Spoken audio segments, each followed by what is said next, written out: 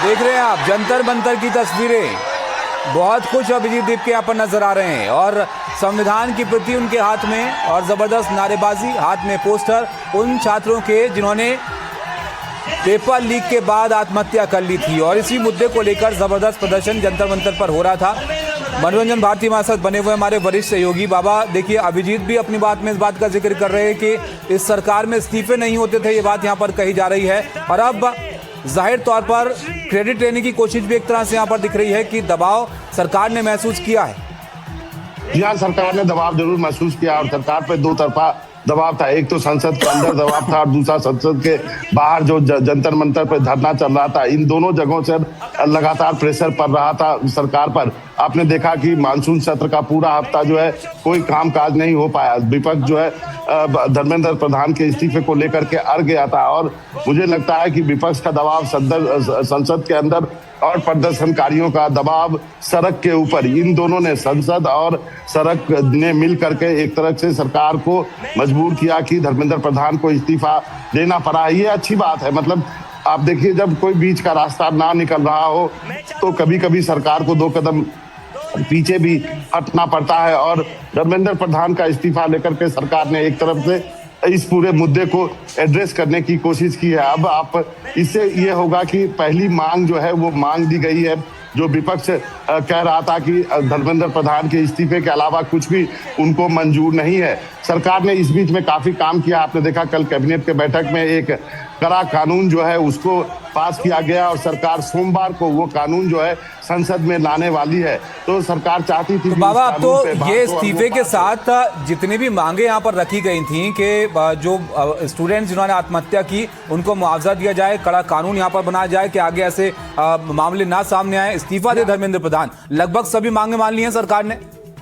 जी हाँ, आप कह सकते हैं कि जितनी भी मांगे थी वो सारी मांगे जो है मान ली गई है। सबसे पहली मांग थी जिसमें कहा गया था कि ये नॉन निगोशिएबल है, इस पर कोई बातचीत नहीं हो सकती है जब तक कि इस्तीफा नहीं होता है। तो धर्मेंद्र प्रधान का इस्तीफा हो चुका है, वो पहली मांग जो थी और जिस पर जो विपक्ष भी अड़ी हुई थी और बाहर प्रदर्शनकारी भी अड़े हुए थे, तो उस पहली मांग को मान लिया गया। दूसरी मांग तो कल ही मांग ली गई थी जब कहा गया था कि कंपनसेशन दिया जाएगा, कल जब कैबिनेट की बैठक हुई थी। और तीसरी मांग जो थी कि कड़े कानून बनाया जाए, तो वो भी कैबिनेट ने पास कर दिया और वो बिल भी सोमवार को ही संसद में आएगा।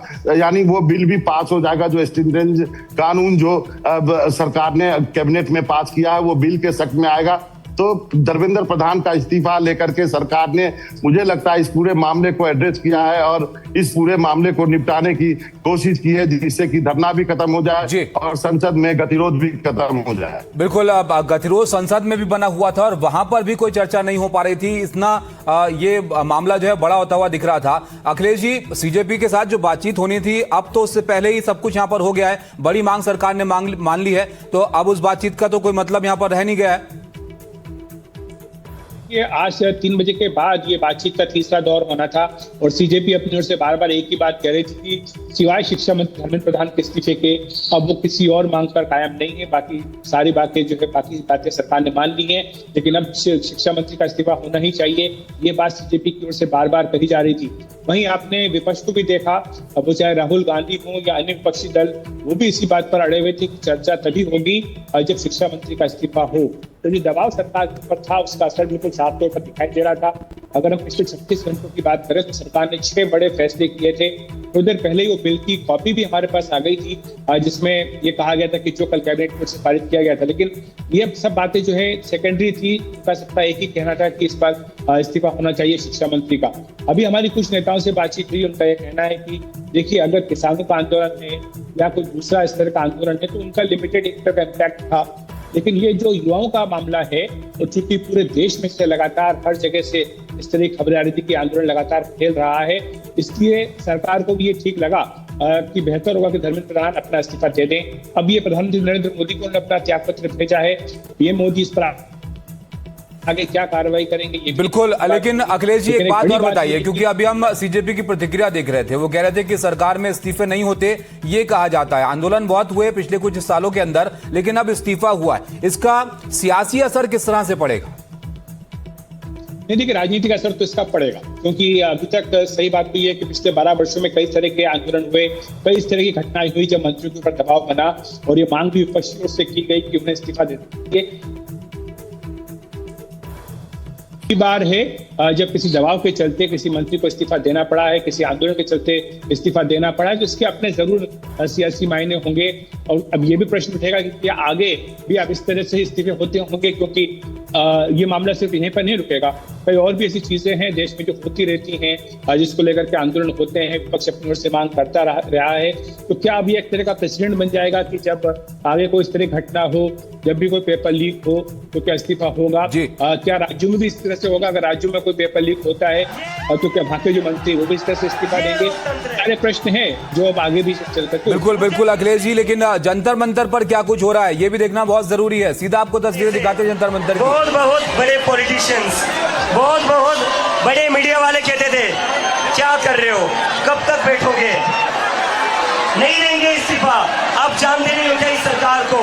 बहुत ही निर्दयी सरकार है, किसी की नहीं सुनती है ये सरकार, अपनी मनमानी करती है, बहुत जिद्दी सरकार है।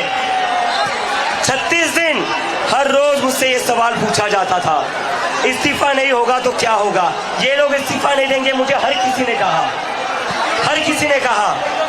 और जब मैं यूएसए से निकला था तब कई सारे लोग ये कहते थे तुझे क्या लगता है तू इंडिया जाएगा, इंडिया में क्रांति आएगी, आ गई क्रांति। देखा आपने सीजेपी की प्रतिक्रिया, इसको बड़ी जीत के तौर पर बाबा यहाँ पर ये देख रहे हैं। और इस दौरान करीब 1 महीने तक ये आंदोलन चला है और इसका दायरा भी यहाँ पर बढ़ा, लेकिन विपक्षी पार्टियां जब इसके अंदर शामिल हुई तो तेरा आंदोलन मेरा आंदोलन भी बहुत हुआ। अब बताइए जरा विपक्षी पार्टियां कैसे इसका क्रेडिट ले रही हैं? तो अब तो फिर वही होगा ना, तेरी जीत मेरी जीत भी आपको देखने को मिलेगी। विपक्ष कहेगा हमने सरकार पे दबाव बनाया, संसद के अंदर हमने संसद नहीं चलने दिया, हम हार गए थे अपने मांग पे कि पहले इस्तीफा होना चाहिए, तब जाके इस्तीफा हुआ। जो प्रदर्शनकारी है वो उन्होंने आपने देखा वो क्लेम कर रहे हैं कि हमने दबाव बनाया, इसके वजह से इस्तीफा हुआ। लेकिन मूल बात यह है कि सरकार में जैसे अंग्रेजी में कहते हैं गुड सेंस प्रिवेल, तो वो एक तरह से सद्भाव वो अब सन्मार्ग आया उनको, और उन्होंने ये इस सेंसिटिविटी को समझते हुए धर्मेंद्र प्रधान का इस्तीफा प्रधानमंत्री ने दिया है। ये प्रधानमंत्री का विशेषाधिकार है। तो प्रधानमंत्री ने कब वीडियो जारी किया था उसके बाद से एक रीच आउट करने की कोशिश जो है वहां से हुई थी, और उसके बाद चीजें जो है बातचीत का और दौर शुरू हुआ, और आज भी एक बातचीत होनी थी।